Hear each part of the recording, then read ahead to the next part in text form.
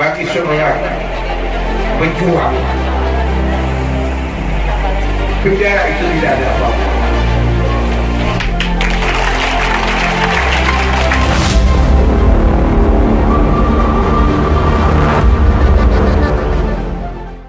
Pertama sekali, mari kita bersyukur kehadirat Allah Subhanahu wa Ta'ala, di mana atas rahmat dan karunia-Nya pada hari ini kita bisa berjumpa lagi setelah terpisah selama 1219 hari.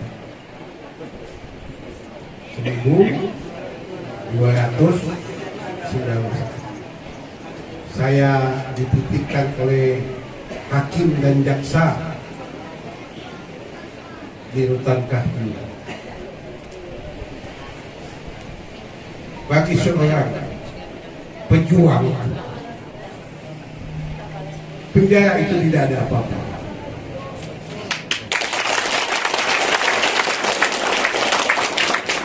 Saya tidak menangis di penjara,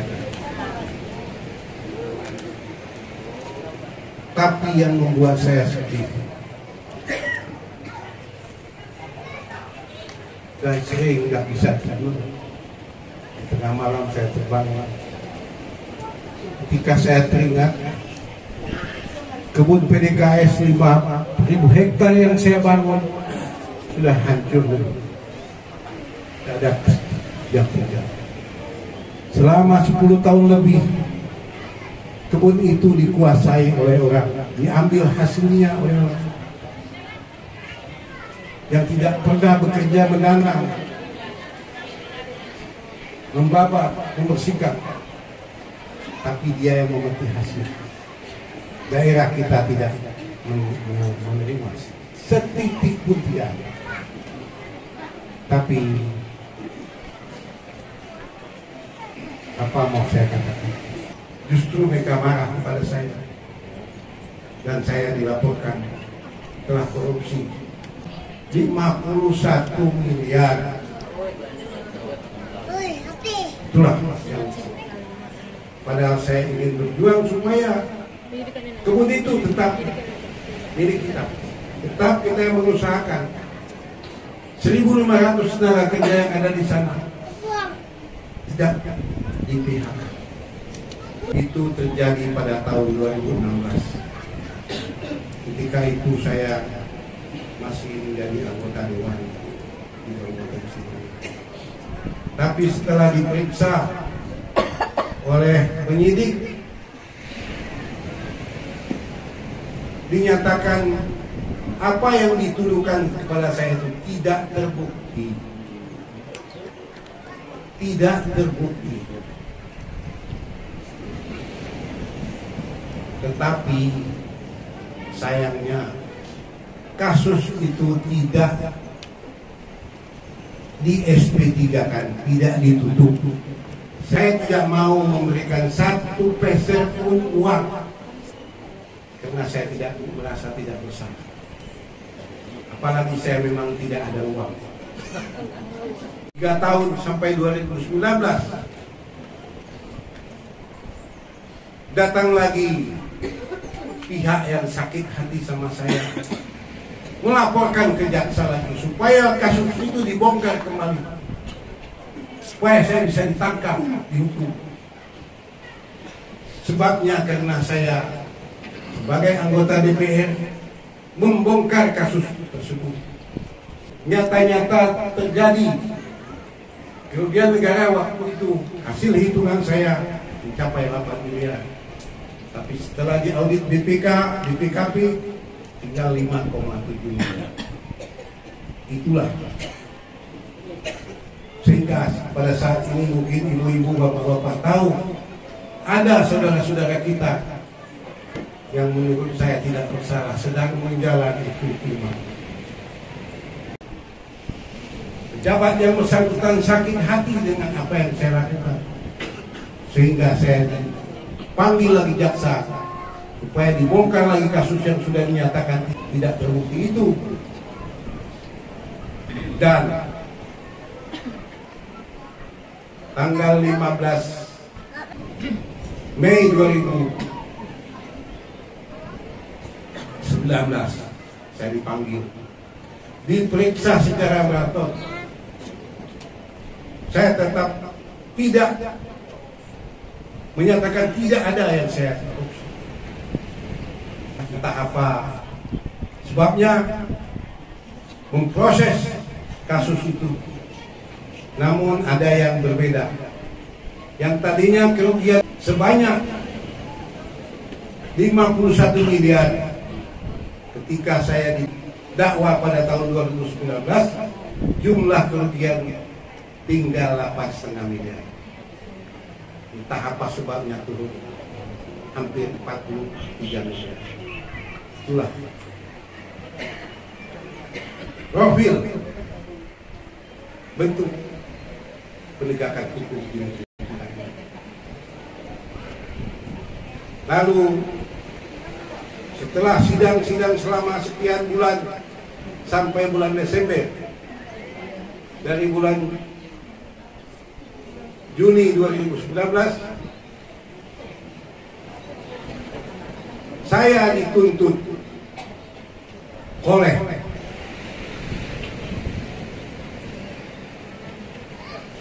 jaksa penuntut umum telah merugikan negara, bukan lagi 8,5 miliar, turun lagi menjadi 3,5 miliar.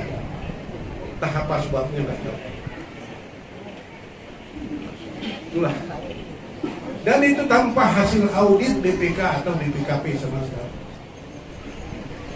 Kecuali keterangan saksi-saksi, di mana saksi-saksi ini semuanya orang yang saya besarkan. Di situ saya tidak menyangka. Begitulah rupanya politik. Mereka berpihak pada siapa yang berkuasa. Setelah dituntut 3,5 miliar, saya diputus oleh hakim melakukan korupsi 595 juta. Coba bayangkan, dari 51 miliar jadi 500 juta. Saya katakan ini lelucon penegakan hukum di Nanggok Aceh Darussalam. Lelucon. Dari 51 turun ke 8,5, dari 8,5 turun ke 3,5, turun 595 juta. Dan yang 595 juta ini tidak ada bukti-bukti tertulis kecuali keterangan saksi-saksi. Menurut ketentuan undang-undang korupsi, minimal harus ada 2 bukti untuk menjerat seseorang menjadi tersangka. Tetapi hanya 1 bukti mereka jerat saya. Saya tidak berdaya, saya tidak ada uang, dan saya tidak mau menyogok-nyogok aparat penegak hukum. Saya sangat menghormati mereka,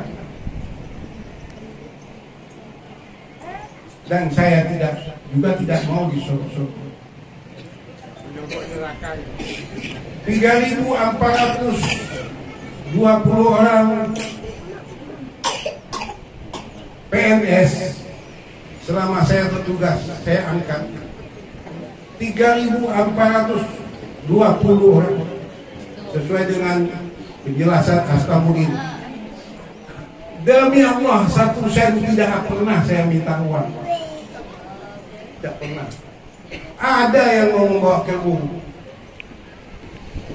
pendopo, ada, bukan tidak ada, supaya anaknya diluluskan.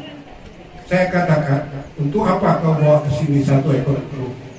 Yang penting anakmu itu nanti setelah lulus bekerja dengan baik untuk Kabupaten Sibu, Aceh Pulauan. Jadi Aceh Pulauan itu bukan segetar semboyan, bukan. Betul-betul dari hati yang paling dalam. dalam pledoi saya katakan bahwa saya menjadi Bupati Simelu bukan tangan kosong saya ke Simelu itu. Ada uang saya 8.750 juta saya bawa ke sana. Toko saya jual, tanah saya jual. Jadi bukan kalau ada saya punya toko, ada ini, ada itu. Itu semua dengan mengganti yang dari Banda Aceh. Ya sudahlah, saya tahan walaupun sakit. Mula-mula di sana memang saya sakit-sakitan, tapi dengan doa ibu-ibu, bapak-bapak, saya yakin semua mendoakan saya. Alhamdulillah saya sehat walafiat sampai saat ini. Itu juga keluarga. Terima kasih kepada pemerintah Republik Indonesia, khususnya Bapak Menteri Hukum dan HAM yang telah memberikan kepada kami kebebasan. Ribuan orang yang mendapat kebebasan. Jadi bapak-bapak, saudara-saudara, saya kembali ke Simelu bukan mau menjadi bupati lagi dan tidak juga menjadi anggota dewan. Saya akan membangun Simelu sesuai cara saya sendiri.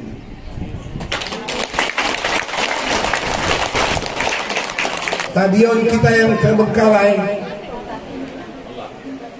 nanti akan juga saya cari pihak-pihak tertentu, anggota-anggota DPR yang bermurah hati mau membantu pembangunan penyelesaian stadion kita itu. Karena kalau ada stadion itu diadakan pertandingan antar kabupaten di Aceh Barat Selatan saja, Simelu ini menjadi ramai. Losmen akan penuh, dagangan rakyat kita akan laku, dan mungkin wisata kita juga akan berkembang. Jadi mohon doa agar apa yang saya cita-citakan ini bisa terwujud, ya. Dan nanti ikon daripada Kabupaten Simelu adalah Tugu Cinta Abadi NKRI di Pulau Balo. Jadi salah satu tujuan wisata di Kabupaten Simelu. Seperti di Sabang kilometer 0. Tapi lebih dasar lagi di Simelu nanti, karena letaknya di tengah Teluk Sinabang. Jadi masih banyak lagi yang sama-sama sudah kerja. Saya tidak mungkin berjuang sendiri, tetapi kita tetap bersama-sama membangun Simelu Aceh Fulawat yang sangat kita cintai. Seperti saya kembali hari ini, cuaca pun di jalan sangat baik. Tidak ada hujan. Itulah, kita tidak boleh menyakiti Simelu ini. Simelu ini akan marah. Orang-orang yang menyakiti Kabupaten Simelu ini pasti akan merasakan balasan dari Allah Subhanahu wa Ta'ala. Barangkali sudah terlalu lama saya bicara, nanti kita sambung lagi. Tapi yang ingin saya sampaikan adalah terima kasih yang setulus-tulusnya, yang sebesar-besarnya kepada saudara-saudaraku semua, kepada adikku, orang tuaku, mama, segala handai korban. Ada yang berkunjung ke hutan, ada yang dengan WA menelpon saya, semuanya pasti memberikan doa. Untuk itu saya mengucapkan terima kasih Semoga Allah Subhanahu wa taala membalas doa-doa itu kepada. Mari kita saling mendoakan supaya kita tetap dalam lindungan Allah Subhanahu wa taala. Nah, kali ini Pak, protokol yang bisa saya sampaikan, mudah-mudahan atas waktu yang diberikan saya ucapkan terima kasih. Wabillahi taufiq wal hidayah. Wassalamualaikum warahmatullahi wabarakatuh.